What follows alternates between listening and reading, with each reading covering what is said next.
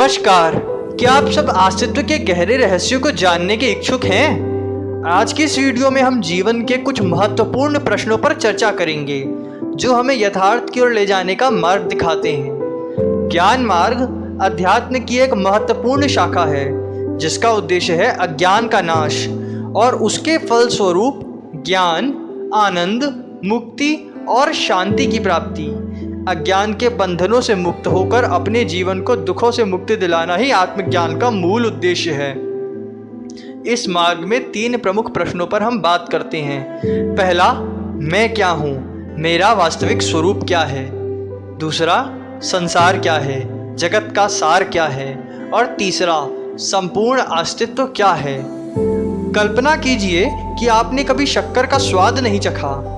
यदि आपको बताया जाए कि शक्कर नमकीन है और आप इस बात को मान भी लेते हैं तो यह तो पागलपन हुआ, है ना? किसी भी वस्तु को वास्तविक रूप में जानने का सबसे अच्छा तरीका है प्रत्यक्ष अनुभव। आप स्वयं शक्कर का स्वाद चखें और जानें कि वो कैसी है। यथार्थ को जानने का यही सबसे सही तरीका है। तर्क भी यथार्थ को समझने का एक सशक्त साधन है। जब प्रत्यक्ष अनुभव से सही ज्ञान प्राप्त नहीं हो पाता तब हम तर्क का सहारा लेते हैं। उदाहरण के लिए बादलों को देखिए, वो रुई के सफ़ेद फूले हुए गोलों की तरह दिखते हैं लेकिन वास्तव में वो छोटी छोटी जल की बूंदों से बने होते हैं। इसलिए हमें प्रत्यक्ष अनुभव के साथ साथ तर्क का भी सहारा लेना पड़ता है। ज्ञान मार्ग में प्रत्यक्ष अनुभव और तर्क ही 2 विश्वसनीय साधन हैं। यही हमारे लिए सर्वोपरि प्रमाण है। किसी ने क्या कहा, किस ग्रंथ में क्या लिखा, ये ज्ञान प्राप्ति के सही साधन नहीं हो सकते। आजकल कोई भी व्यक्ति किसी भी ग्रंथ पर अपना भाष्य लिख सकता है। इसलिए हम केवल तर्क और प्रत्यक्ष अनुभव पर ही विश्वास करते हैं। अब मैं कौन हूँ, इस महत्वपूर्ण प्रश्न पर विचार करने से पहले एक और महत्वपूर्ण प्रश्न पर चर्चा करते हैं और वो है सार।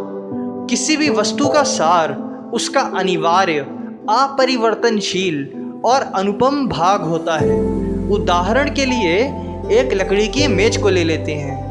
आप उसकी ऊंचाई, आकार, रंग, डिज़ाइन बदल सकते हैं, लेकिन क्या आप लकड़ी को हटाकर उसे लकड़ी की मेज कह सकते हैं? बिल्कुल नहीं। क्यों? क्योंकि लकड़ी ही उसका सार है। इसी प्रकार सोने के गहनों के बारे में अगर हम विचार करें तो उनका आकार, डिज़ाइन, उनमें लगे हुए हीरे और रत्न चाहे जैसे भी हों, अगर आप सोने को हटा देंगे तो उन्हें सोने के गहने नहीं कह सकते। सोना ही उनका सार है। अब सोचिए, आप कौन हैं, आपका सार क्या है? हम मानसिक रूप से हर उस वस्तु को हटाते चले जाएंगे जब तक उस अपरिवर्तनीय तत्व तक नहीं पहुंच जाते जिसके बिना आपका अस्तित्व असंभव है। मैं कौन हूँ? इस प्रश्न का उत्तर खोजने की इस यात्रा में हम आपकी सहायता करेंगे और आपको आपके वास्तविक स्वरूप का बोध कराएंगे।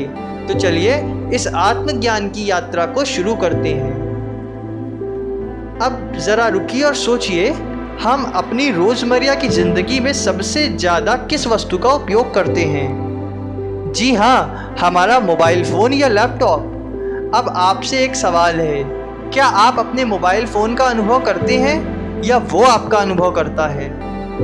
ये सवाल सुनने में थोड़ा अटपटा लग सकता है, लेकिन ज़रा ध्यान दीजिए। प्रत्यक्ष अनुभव के आधार पर आप यह कह सकते हैं कि मैं मोबाइल को देखता हूँ, मैं ही उसकी ध्वनि को सुनता हूँ, मैं उसे स्पर्श करता हूँ। तो निष्कर्ष यह है कि मैं वो हूँ जो इस सब का अनुभव करता हूँ। मोबाइल या लैपटॉप मेरा अनुभव नहीं कर रहा, इसलिए मैं फ़ोन या लैपटॉप नहीं हो सकता। अब ज़रा कल्पना कीजिए कि आप अपना फ़ोन बदलकर कोई दूसरा फ़ोन या लैपटॉप इस्तेमाल करने लगते हैं। क्या आप कहेंगे कि मैं बदल गया? बिल्कुल नहीं, है ना? आप वहीं रहते हैं, बस वस्तु बदल गई। इसका अर्थ यह है कि अगर वस्तु बदल रही है तो मैं वह नहीं हो सकता, क्योंकि मैं वही हूँ और मैं इस बदलाव का अनुभव कर रहा हूँ। और अगर मैं इसका अनुभव कर रहा हूँ तो मैं वो वस्तु नहीं हो सकता। इसलिए तर्क और प्रत्यक्ष अनुभव के आधार पर हम यहाँ से दो महत्वपूर्ण नियम स्थापित कर सकते हैं। पहला नियम, मैं वह नहीं हूँ जिसका मैं अनुभव कर रहा हूँ। और दूसरा नियम, मैं वह नहीं हूँ जो बदल रहा है, क्योंकि मैं वह हूँ जो उस बदलाव का अनुभव कर रहा है। इन दो नियमों के माध्यम से हम अपनी वास्तविक स्वरूप को समझने का प्रयास करेंगे। हमने पहले ही मोबाइल फ़ोन के उदाहरण से समझ लिया है कि हम बाहरी जगत की कोई भी वस्तु नहीं हो सकते, क्योंकि हम उन सभी का अनुभव करते हैं और वो सभी हमारे सामने समय के साथ बदलते हैं। जैसे पेड़ पौधे बढ़ते हैं, चीज़ें टूटती हैं, यहाँ तक कि सूर्य और चंद्रमा भी समय के साथ अस्तित्व में आते हैं और विलीन होते हैं, चाहे वो समय मनुष्य के करोड़ों वर्षों जितना बड़ा ही क्यों ना हो। इसलिए हम यह कह सकते हैं कि हम बाहरी दुनिया की कोई भी वस्तु नहीं हैं। अब चलिए अपने शरीर की ओर ध्यान देते हैं। क्या आप अपने शरीर का अनुभव कर रहे हैं या आपका शरीर आपका अनुभव कर रहा है? चलिए अब हम अपने नियमों को यहाँ लागू करके देखते हैं। यदि आप अपने शरीर का अनुभव कर रहे हैं और वह लगातार बदल रहा है तो यह आप नहीं हो सकते। आप जानते हैं कि आपके शरीर के हर हिस्से में निरंतर परिवर्तन होता रहता है। नई कोशिकाएं बनती हैं, बाल बढ़ते हैं, नाखून बढ़ते हैं, उम्र के साथ चेहरे पर झुर्रियाँ आती हैं और भी बहुत कुछ। और अगर हम कल्पना कर भी लें कि यह शरीर ही आप हैं तो फिर एक सवाल ये उठता है कि शरीर के किस हिस्से को आप मैं कहेंगे? हाथ, पैर, दिल, दिमाग, हड्डियाँ, रक्त, फेफड़े, किसको? अंततः शरीर तो लाखों कोशिकाओं से बनी हुई एक जटिल संरचना है, लेकिन मैं जानता हूँ कि मैं तो एक हूँ, ना कि लाखों कोशिकाओं का समूह। यह तर्क शरीर के हर हिस्से पर लागू किया जा सकता है। निष्कर्ष पे यही निकलेंगे आप कि शरीर का कोई भी हिस्सा मैं नहीं हो सकता। शरीर मात्र अनुभव है और आप शरीर नहीं हैं। आइए हमारे शरीर द्वारा अनुभव की जाने वाली संवेदनाओं पर ध्यान देते हैं। दर्द को ही उदाहरण के लिए ले लेते हैं। क्या दर्द आता है और जाता है? क्या ये बदलता है? चलिए अब हम अपने दो महत्वपूर्ण नियमों को इस पर लगाते हैं। अगर मैं इसे अनुभव कर सकता हूँ तो यह मैं नहीं, और अगर यह बदलता है तो यह मैं नहीं। तो क्या दर्द आप हैं? आपका जवाब यही होगा कि नहीं। प्रत्यक्ष अनुभव का उपयोग करते हुए और तर्क का उपयोग करते हुए हम इस निष्कर्ष पर ही निकलेंगे कि मैं दर्द का अनुभव कर सकता हूँ और यह आता है और चला जाता है, इसमें परिवर्तन दिखता है, इसलिए मैं यह नहीं हूँ। जिस तरह से हमने दर्द को हटाया उस तरह से सारी संवेदनाओं को देख सकते हैं और इस निष्कर्ष पर आ सकते हैं कि शरीर की कोई भी संवेदना मैं नहीं हूँ। अब हम विचारों की ओर ध्यान केंद्रित करते हैं। क्या आप विचारों का अनुभव करते हैं या विचार आपका अनुभव करते हैं? अगर आप अपने विचारों पर ध्यान देंगे तो आप पाएंगे कि विचार आपके फ़ोन में आने वाली नोटिफिकेशन मैसेजों के जैसे होते हैं। वो आते हैं, आप उनका अनुभव करते हैं और फिर वो चले जाते हैं। विचार भी इसी तरह कार्य करते हैं। वे आते हैं, चले जाते हैं और उनमें भी परिवर्तन होता है। कभी कभी ये विचार अहम वृत्ति का रूप धारण करके आते हैं, जैसे मैं ये हूँ, मैं वो हूँ, मैं ऐसा हूँ, मैं वैसा हूँ इत्यादि। लेकिन सच में कोई भी विचार मैं नहीं है।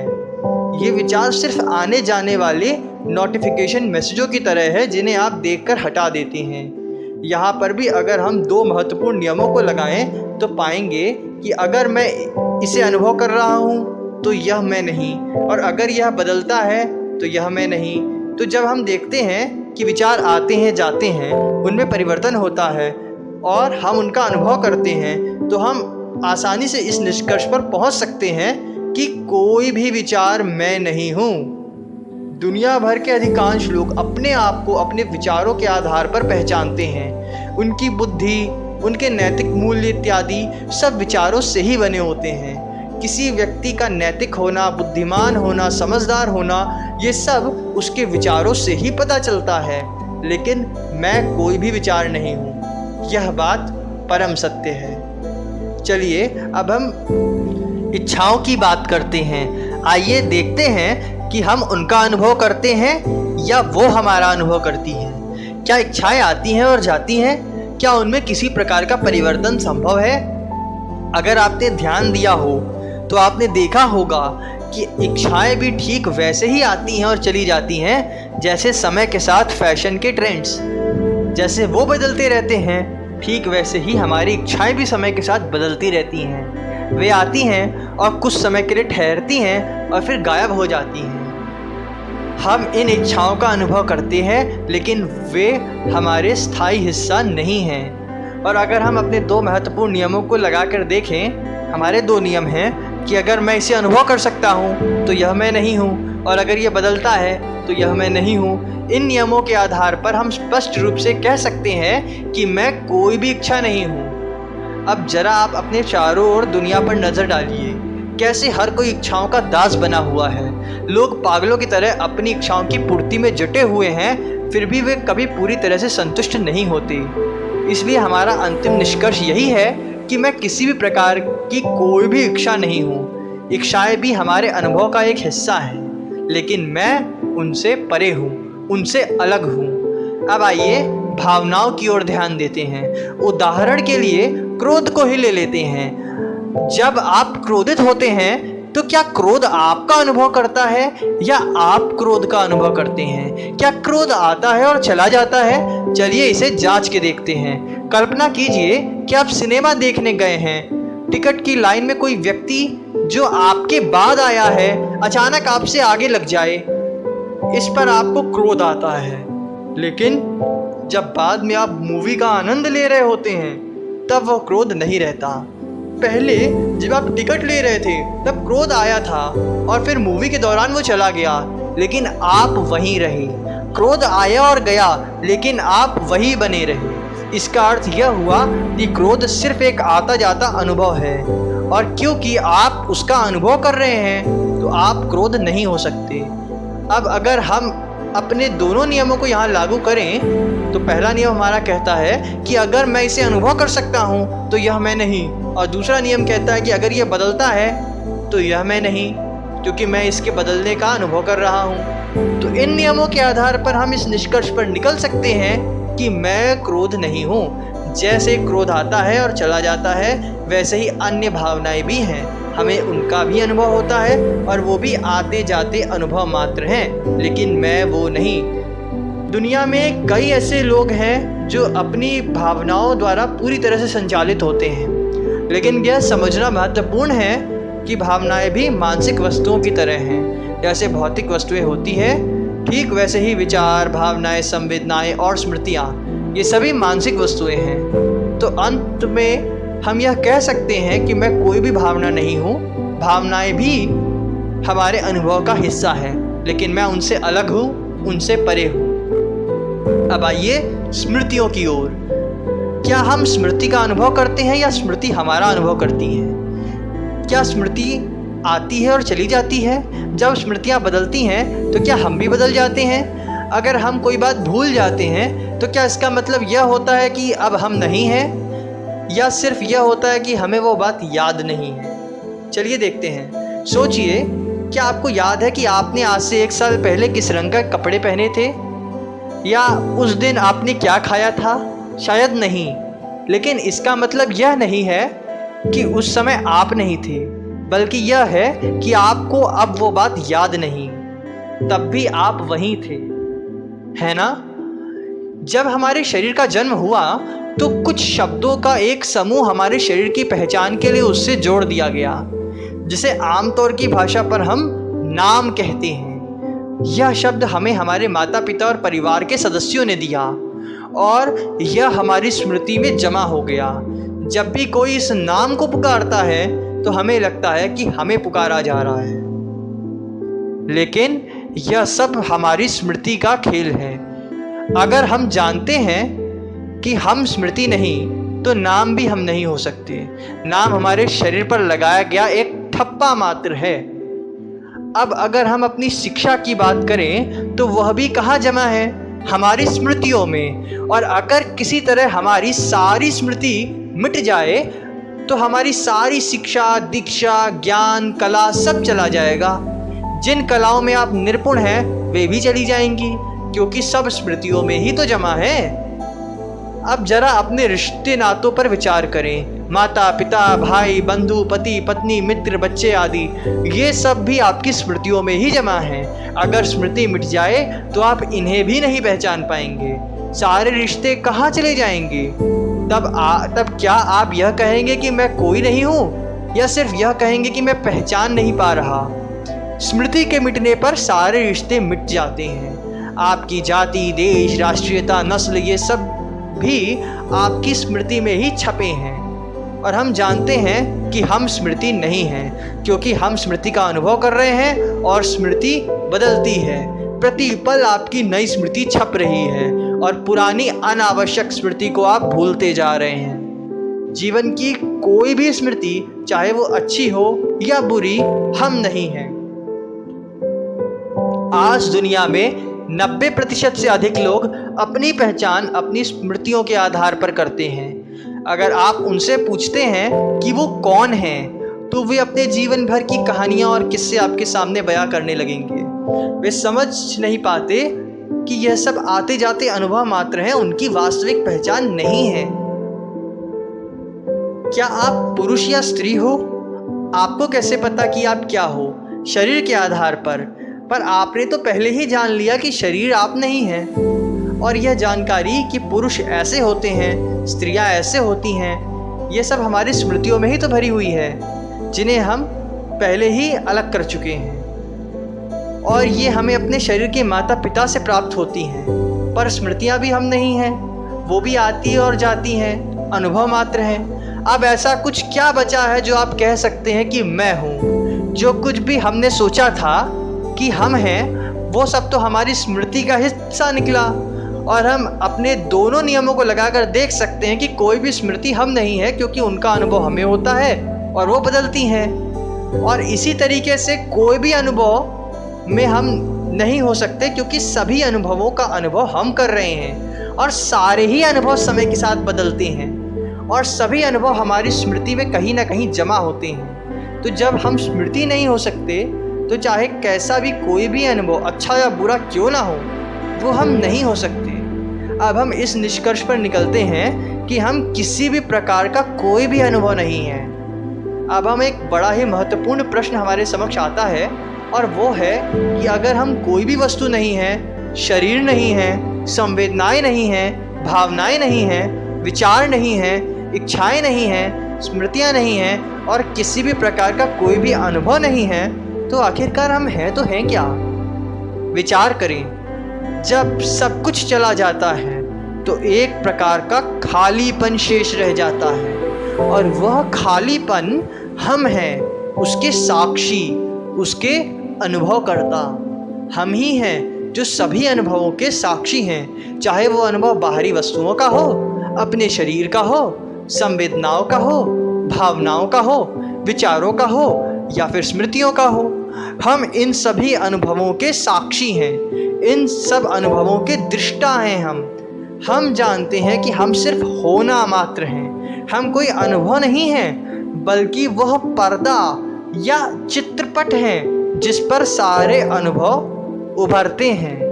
अब आइए अनुभवकर्ता को थोड़ा गहराई से समझने का प्रयास करते हैं। क्या आपको इस अनुभवकर्ता में कोई आकार, रूप, रंग या पदार्थ दिखाई देता है? नहीं, है ना? क्योंकि अगर कोई रूप, रंग या पदार्थ होता तो हमारी आंखों के द्वारा उसे देखा जा सकता था, लेकिन वहाँ तो कुछ भी नहीं है। वहाँ केवल एक खालीपन है, एक शून्यता है। अगर इसमें किसी प्रकार की ऊर्जा, ध्वनि या कोई अणु, परमाणु होते तो हम उन्हें अनुभव कर सकते थे, परंतु साक्षी में ऐसा कुछ भी नहीं है। इस अनुभवकर्ता में इन वस्तुओं को ढूंढना ठीक वैसा ही है जैसे हवा को मुट्ठी में बंद करना। आप इसे ना देख सकते हैं, ना स्पर्श कर सकते हैं और ना किसी इंद्रिय से इसका अनुभव कर सकते हैं। अंततः हम इस निष्कर्ष पर पहुंचते हैं कि हम निर्गुण हैं और हमारा तत्व शून्यता है। अब हम परिवर्तन पर विचार करेंगे। परिवर्तन के लिए किसी पदार्थ का होना आवश्यक है जो परिवर्तित हो सके। उदाहरण के लिए, जब एक बीज पौधा बनता है तो मिट्टी, पानी, धूप आदि के रूप में पदार्थ मौजूद होते हैं। सही मात्रा और सही परिस्थिति में यही बीज एक पौधे में परिवर्तित हो जाता है। यहाँ ध्यान देने वाली बात यह है कि परिवर्तन का मूल कारण पदार्थ है। यदि पदार्थ ही ना हो जिसमें परिवर्तन हो सके तो परिवर्तन संभव ही नहीं। अनुभवकर्ता या साक्षी में कोई पदार्थ नहीं है, उसका तत्व शून्यता है, खालीपन है, इसलिए वहाँ परिवर्तन संभव ही नहीं। परिवर्तन ना होने के कारण वह शाश्वत है। हर वस्तु आएगी और चली जाएगी, लेकिन अनुभवकर्ता हमेशा एक सा रहता है। आज तक हमने अपने आप को न जाने क्या क्या समझा, लेकिन आज हमने पहली बार अपना वास्तविक चेहरा देखा, जो कि अनुभवकर्ता या साक्षी है। जो चेहरा आपने शीशे में देखा है वो आपके शरीर का चेहरा है, लेकिन यह अनुभवकर्ता, यही आपका वास्तविक चेहरा है। अब हम जन्म पर भी थोड़ा प्रकाश डालते हैं। एक शिशु के शरीर की उत्पत्ति ही जन्म कहलाती है। यहाँ ध्यान देने वाली बात यह है कि उनके शरीर की उत्पत्ति होती है, ना कि उनकी। और यहाँ उनका शरीर वैसे ही है जैसे एक बीज जिसे मिट्टी में बो दिया गया हो और समय के साथ सही स्थिति मिलने पर धीरे धीरे परिवर्तन के साथ वह एक बड़ा पेड़ बन जाए। ठीक वैसे ही एक शिशु का शरीर भी समय के साथ बढ़ता है और एक कोशीय जीव से बहुकोशीय जीव में परिवर्तित होकर धीरे धीरे बढ़ता है। यहाँ गौर करने वाली बात यह है कि शरीर का तो जन्म होता है, उसमें तो परिवर्तन होता है, परंतु शरीर का अनुभव करने वाले अनुभवकर्ता का ना तो जन्म होता है और ना ही उसमें किसी भी प्रकार का परिवर्तन देखा जा सकता है। जैसे वह अपने शरीर के जन्म के समय था, गौर करके देखिए, अभी भी अनुभवकर्ता ठीक वैसा ही है, उसमें कोई बदलाव नहीं आया, क्योंकि वह शाश्वत है। जन्म परिवर्तन के कारण होता है और परिवर्तन किसी ऐसी वस्तु में होता है जिसमें कोई तत्व या पदार्थ हो। शरीर में पदार्थ है, इसलिए शरीर का तो जन्म होता है, लेकिन अनुभवकर्ता जिसका तत्व ही शून्य है, जिसमें कोई पदार्थ ही नहीं है, उसमें ना तो परिवर्तन संभव है और ना ही उसका जन्म ही संभव है। कोई भी बर्थ सर्टिफिकेट आपको अनुभवकर्ता का जन्म कब हुआ ये नहीं बता सकता, क्योंकि आप में कोई ऐसा पदार्थ ही नहीं है जिसमें परिवर्तन हो सके, जिसका जन्म हो सके। इसलिए आप जन्म और परिवर्तन से परे हो, आपके लिए जन्म लेना संभव ही नहीं। इसीलिए कहा जाता है कि अनुभवकर्ता अजन्मा है। अब रही बात उम्र बढ़ने की, तो शरीर की उम्र बढ़ती है, अनुभवकर्ता की नहीं। क्यों? क्योंकि अनुभवकर्ता में जब कोई पदार्थ ही नहीं जिसमें परिवर्तन हो, तो उसकी उम्र कैसे बढ़ेगी? उम्र बढ़ना तो शरीर में आने वाले परिवर्तन को कहते हैं, लेकिन अनुभवकर्ता का तत्व तो शून्य है। शून्य में कैसा परिवर्तन? परिवर्तन का ही तो दूसरा नाम समय है। आपकी उम्र नहीं बढ़ती क्योंकि आप समय से परे हो। अगर किसी वस्तु या व्यक्ति का जन्म होता है तो उसकी मृत्यु भी होगी। अब आप पेड़ों का ही उदाहरण ले लीजिए। उनका जन्म होता है, धीरे धीरे वो बढ़ते हैं और बाद में एक दिन गिर जाते हैं और फिर पुनः पृथ्वी में मिल जाते हैं। इसी तरह मनुष्यों का जन्म होता है और वो भी मरते हैं। वस्तुएं भी बनती हैं, इस्तेमाल में आती हैं और फिर एक दिन टूट जाती हैं। प्रकृति का यही नियम है कि जिसका जन्म होगा उसकी मृत्यु भी होगी। और अगर आप मृत्यु को देखें, वो स्वयं में एक बदलाव मात्र है, एक परिवर्तन है, एक आकार से दूसरे आकार में परिणत होना, एक रूप से दूसरे रूप में एक प्रकार का विखंडन होना, इसी को मृत्यु कहते हैं। परंतु अनुभवकर्ता जिसका तत्व ही शून्यता है, जिसमें कोई पदार्थ ही नहीं है, जिसका परिवर्तन ही असंभव है, जो पूरी तरह से अपरिवर्तनीय है, जिसका न जन्म हुआ है न जिस पर समय का ही कोई शासन है, उसकी कैसे मृत्यु? हाँ, शरीर की मृत्यु मान सकते हैं, लेकिन अनुभवकर्ता की हो ही नहीं सकता, संभव ही नहीं है। अनुभवकर्ता समय और मृत्यु से सर्वदा परे है। उसमें कुछ ऐसा पदार्थ ही नहीं जिसका विखंडन हो सके। अपने चारों ओर देखिए और जानिए कि किस प्रकार हर कोई मृत्यु से इतना भयभीत है, लेकिन हमारा जो वास्तविक स्वरूप है अनुभवकर्ता, उसके लिए तो मृत्यु जैसी कोई चीज़ है ही नहीं। मृत्यु का उसके लिए अस्तित्व ही नहीं। और अगर जन्म और मृत्यु जैसी हमारे लिए कोई चीज़ है ही नहीं, तो क्या पुनर्जन्म संभव है? जब हमारा जन्म ही नहीं हुआ और मृत्यु संभव ही नहीं है, तो पुनर्जन्म जैसी कोई भी वस्तु हमारे लिए हो ही नहीं सकती। जो बार बार लौट कर आता है वो अनुभवकर्ता नहीं है, वो हम नहीं हैं। पारंपरिक रूप से जन्म मृत्यु के बंधन से बाहर निकलने को ही मुक्ति कहते हैं, पर हम तो पहले से ही मुक्त हैं। यह रही हमारी मुक्ति। मुक्ति का अर्थ ही क्या होता है? किसी वस्तु से बंधे ना रहना। और आप ध्यान से देखिए, क्या अनुभवकर्ता किसी से बंधा है? क्या उसे खाने की, पीने की, सोने की, आराम करने की ज़रूरत है?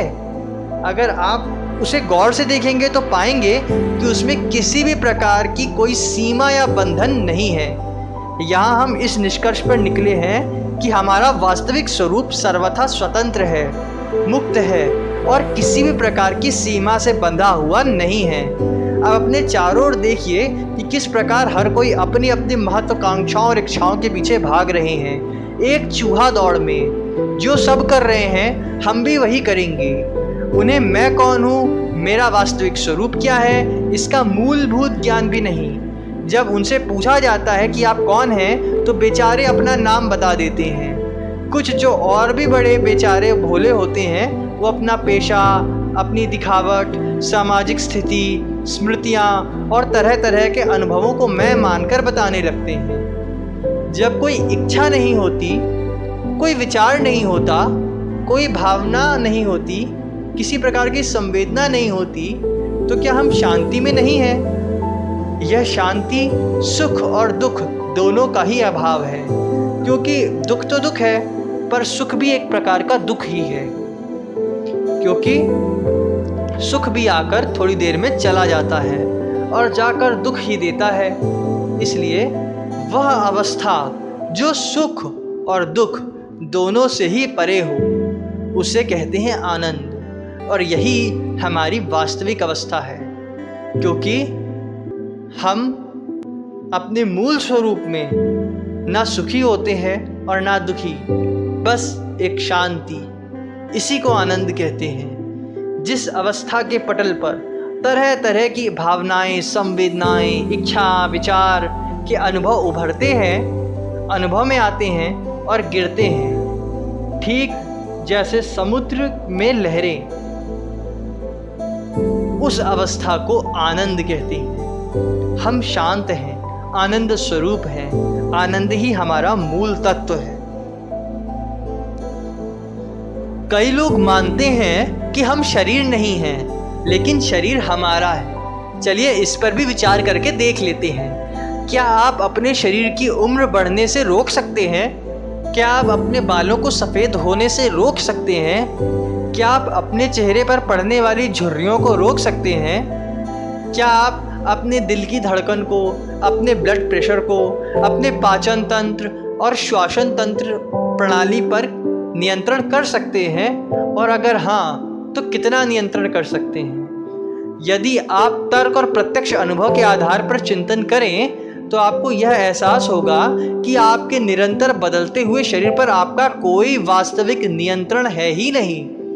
ना आप इसके बीमार होने को रोक सकते हैं, ना इसकी उम्र बढ़ने को रोक सकते हैं, ना ही इसकी आंतरिक प्रक्रियाओं पर आपका कोई शासन चलता है। ये सभी कार्य शरीर स्वयं ही करता है। शरीर भी एक वस्तु है, जैसे बाहरी दुनिया की अन्य वस्तुएं, जिनका हम केवल अनुभव करते हैं। उदाहरण के लिए, यदि आपके घर के सामने कोई लग्जरी कार गुजरती है और आप उसे देखते हैं, तो उस कार का अनुभव आपको होता है, पर वो कार आपकी नहीं हो जाती है ना। ठीक उसी प्रकार आपके शरीर का आपको अनुभव हो रहा है, उसकी संवेदनाओं का अनुभव हो रहा है, उसके माध्यम से आपको बाहर जगत का अनुभव हो रहा है, लेकिन इसका अर्थ यह नहीं कि वो आप हैं। अब यह समझते हैं कि अनुभवकर्ता का स्थान कहाँ है। अनुभवकर्ता वह है जो सारे अनुभव करता है, लेकिन स्थान स्वयं में एक अनुभव है।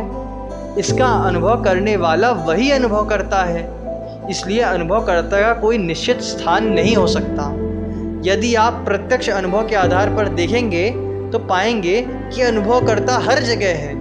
आप जिस भी स्थान का अनुभव कर सकते हैं, जहाँ भी आप जाएंगे, चाहे वो आपका घर हो, पार्क हो, मॉल हो, स्कूल हो, बैंक हो, उसका अनुभव अनुभवकर्ता को ही होगा। अनुभवकर्ता वो है जिसे सारे अनुभव होते हैं, और समय, स्थान ये स्वयं में अनुभव है, और इसका अनुभव अनुभवकर्ता को होता है। शरीर और मन का एक स्थान हो सकता है। आप कह सकते हैं कि मेरा शरीर घर में है, लेकिन अनुभवकर्ता का कोई स्थान नहीं है। वो सर्वव्यापी है, समय और स्थान से सर्वथा परे है। अपितु समय और स्थान अनुभवकर्ता के अंदर है। यदि अनुभवकर्ता सर्वव्यापी ना होता तो जिन स्थानों में वह नहीं होता, वहाँ का अनुभव आपको कैसे होता? कभी सोचा है जब भी आप किसी स्थान पर जाते हैं तो वहाँ का अनुभव कैसे होता है? दरअसल हमारा शरीर इंद्रियों के साथ उस स्थान पर जाता है, और इंद्रियां उस स्थान का अनुभव करती हैं। आंखें देखती हैं, कान सुनते हैं, नाक से गंध आती है, हाथ से स्पर्श होता है। तो इस प्रकार से अनुभवकर्ता को स्थानों का अनुभव होता है। स्थान अनुभवकर्ता के अंदर हैं। फिर सर्वव्यापी अनुभवकर्ता के पटल पर वह सीमित अनुभव प्रकाशित इंद्रियां करती हैं।